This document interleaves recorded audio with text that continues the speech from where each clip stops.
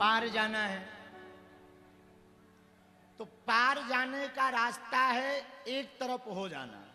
क्या हो जाना? अरे बोलो, एक तरफ। आप यदि एक तरफ हो जाएंगे तो पक्का है पार भी हो जाएंगे। परीक्षित जी को कल सुखदेव जी ने जो बात कही वो यही तो कही। क्या कहा? राजन, संसार में रहकर भगवान के हो जाओ तो पार हो जाओगे। देखो, ध्यान से सुनना। किसी को भुक्ति चाहिए, किसी को मुक्ति चाहिए, तो किसी को भक्ति चाहिए। भुक्ति जो पाएगा भगवान से, भुक्ति मतलब संसार के साधन, भोग के साधन, जो भुक्ति पाएगा उसे खुद नाचना पड़ेगा, पर जो भक्ति पाएगा उसके सामने भगवान नाचेंगे। अब आपको नाचना है तो भुक्ति पाओ, भगवान को नचाना है तो भक्ति पाओ। आहा, धन्य है विदुर जी। श्री विदुर जी महाराज कल उद्धव जी को प्रश्न करते कि ठाकुर ने और क्या क्या कहा, हमारे गोविंद ने और क्या क्या कहा। उद्धव जी ने कहा कि जो जो कहा वो मैत्रेय जी से कहा। तो श्री विदुर जी महाराज मैत्रेय मुनि के पास आए, प्रणाम किया।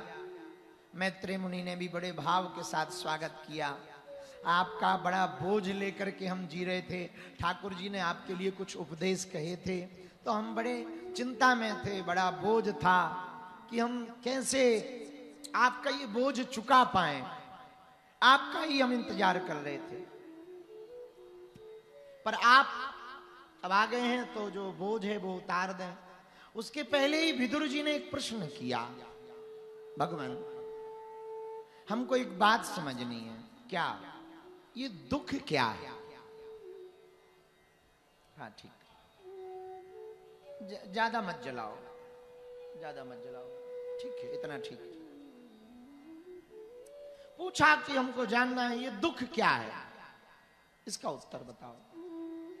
आहा, ठाकुर जी बोले, श्री मैत्रेय मुनि बोले, विदुर जी, सुख की निवृत्ति को दुख कहते हैं और दुख की निवृत्ति को सुख कहते हैं। सुख चला जाए तो दुख होता है, और दुख जाए तो सुख होता है। ना सुख कुछ अलग होता, ना दुख कुछ अलग होता, एक दूसरे के आने जाने की स्थिति को सुख दुख कहा जाता है। कामना का कांटा लगा लेना दुख है और कामना से मुक्त हो जाना सुख है। ऐसे एक उदाहरण से समझो कि जिनको गाड़ी नहीं ली, ले नहीं पाए, किराए की गाड़ी पे चल रहे, बस पर चल रहे या ऑटो पर, तो अब जब तक गाड़ी नहीं हो जाएगी तब तक दुखी रहोगे। बोलो हाँ या ना? बोलो। दूसरों की गाड़ी देखेंगे तो दिमाग में यही आएगा, अरे राम राम राम, काश हमारी भी गाड़ी होती, बड़ा आनंद आता। अपनी गाड़ी से चाहे जब चले जाते, चाहे जब आ जाते, चाहे जब जो करते। तो जब तक गाड़ी नहीं लग जाएगी तब तक कामना का कांटा लग जाएगा। जैसे ही गाड़ी ली भी, हाँ मारुति सुजुकी ली है, 12 लाख की पड़ी, 12 लाख की। तो जब तक गाड़ी ली नहीं थी तब तक दुख था, गाड़ी ले ली सोई दुख सुख में परिवर्तित हो गया, जब गाड़ी हो गई आनंद हो गया। तो जो कामना का कांटा लगा था वो निकल गया, उसके निकलते ही दुख भाग जाता है और सुख आ जाता है। ये दुख और सुख, मतलब दुख भी हमारे आपके कारण है और सुख भी हमारे आपके कारण।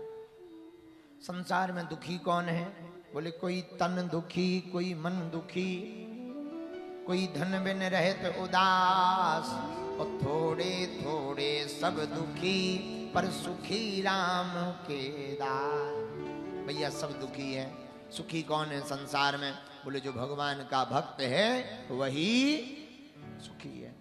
पर भैया भगवान का भक्त कैसे सुखी होता? बोले भगवान का भक्त इसलिए सुखी हो जाता कि उसके साथ बुरा भी हो जाए तब भी भगवान का भक्त ये नहीं सोचता कि बुरा हुआ, ये सोचता है कि हम जो सोच रहे थे वो बेहतर सोच रहे थे, भगवान ने जो किया है वो बेहतरीन किया है। हाँ, बस इतना आसान था। इसलिए भगवान का भक्त सुखी रहता कि भला हुआ, ऐसी कृपा की। भाई दो प्रकार से जीवन जी सकते आप। एक जंगल में दो महात्मा रहते थे, दोनों सगे भाई थे, दोनों महात्मा बन गए। महात्मा बनकर के जंगल में रहने लगे। एक दिन जंगल में लकड़ी लेने गए, तब तक तूफान आ गया। झोपड़ी बना के रहते थे। झोपड़ी तूफान को देखकर तूफान ने झोपड़ी को आधा उठा लिया, आधी झोपड़ी गायब। दोनों महात्मा जब वापस आए तो आधी झोपड़ी गायब। एक रोवे एक हंसे। तो किसी ने पूछा कि एक रो क्यों रहा, एक हंस क्यों रहा? तो रोने वाले से पूछा कि भाई रो क्यों रहे? बोले इसलिए रो रहे कि बताओ भगवान कितना निर्दयी है, हम इतना भगवान का भजन करते फिर भी हमारी झोपड़ी नहीं पकड़ पाया, आधी झोपड़ी उड़ा ले गया, भगवान कितना निर्दयी है। तो दूसरे से पूछा भाई तुम्हारी झोपड़ी दूसरी है क्या? बोले नहीं नहीं यही थी। तो हंस क्यों रहे? बोले हम इसलिए हंस रहे कि भगवान कितना दयालु है, जानी तो पूरी झोपड़ी थी पर हम लोगों की चिंता के कारण आधी छोड़ गया है, आधी ले गया है। लो, एक ही परिस्थिति में दो दृष्टि है। परिस्थिति एक है, दृष्टि दो है, पर एक सुखी है एक दुखी है। तो सुखी कौन? जो ज्यादा अपेक्षा ना रखे वो सुखी, और दुखी कौन? जो ज्यादा अपेक्षा रखे। और देखो ये मन बहुत खतरनाक है। मन बहुत खतरनाक। मन इतना खतरनाक है, अपने बगीचा की घास हरी कम नजर आती है, पड़ोसी की ज्यादा। हाँ, और पड़ोसी भी देख के यही करता, अपनी वाले की देख के पर संतुष्ट नहीं होता, पर वो जिस सामने वाले की देख करके कहता बताओ ये तो बहुत हरी है, हमारी इतनी हरी तो है ही नहीं। भैया ये मन की वृत्ति ही सुख दुख है, मन की वृत्ति ही स्वर्ग और नरक है। कुछ लोग कहते हैं हम पुण्य करेंगे तो स्वर्ग जाएंगे, ठटरी के बरे देखा किसने के स्वर्ग जाएंगे। आज तक जितने लोग मरे हैं जिनके कार्ड छपे हैं सबके स्वर्गवासी हुए। आप पढ़ो, सबके स्वर्गवासी। हमारे गांव के बगल का एक खूंखार आदमी, ऐसा आदमी जिसने मर्डर किए, वो मरा, उनके बच्चों ने भी लिखा अमुक अमुक स्वर्गवासी। हमने कहा बताओ, अब जब कतली मर्डरी भी गए स्वर्ग तो हो गया कल्याण, बोलो सीताराम। तो स्वर्ग कौन गया, नरक कौन गया, देखा किसने? हमें लगता है स्वर्ग और नरक भी वृत्ति का नाम है। जो मुस्कुरा करके जीता है वो स्वर्ग में जीता है, जो रो रो करके जीता है वो नरक में जीता है। बोलो सीताराम, जोर से बोलो। तो भाई जीवन है, जीवन को अच्छे से जियो।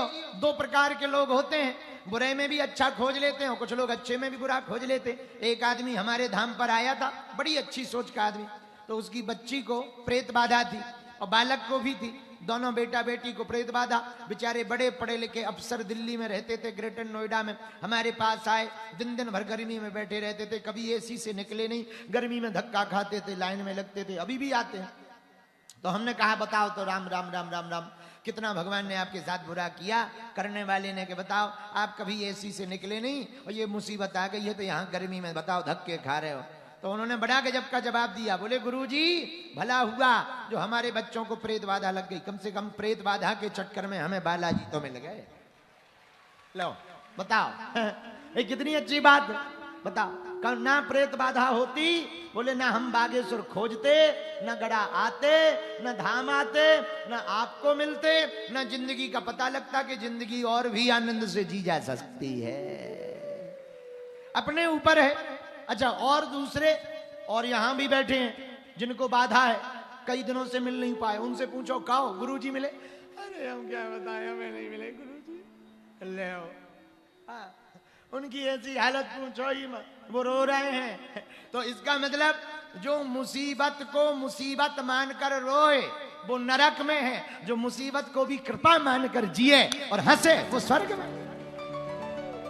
इतनी सी बात है। जैसे एक और उदाहरण, किडनी कितने लोगों की खराब नहीं होती, पर जिनकी किडनी खराब होती सूख जाते। हमारी तो किडनी खराब है, मर रहे, बताओ हमने किसी का बुरा नहीं किया। भगवान को दया नहीं आती, छोटे छोटे बच्चे हैं, पैसा है नहीं, भगवान को लाज नहीं लगती, भगवान निर्दयी है, ऐसा है वैसा है। कितने लोगों की किडनी खराब होती, भगवान से शिकायत होती, करते हैं। पर एक महात्मा की किडनी खराब हुई, बाबा प्रेमानंद की, उन्होंने बीमारी को ही राधा और कृष्ण बना लिया। आओ, यही स्वर्ग एक नरक है। बताओ, जिनकी किडनी कई की खराब हुई, किडनी का उन्हीं भर की थोड़ी हुई, बाबा प्रेमानंद जी की भर थोड़ी हुई। कितने लोगों की किडनी खराब नहीं हुई, पर सबकी चर्चा नहीं है किडनी की, उनकी चर्चा। क्यों? क्योंकि उन्होंने खराब किडनी को भी भगवान की कृपा मान ली। क्या मान लिया? बोलो बोलो बोलो बोलो।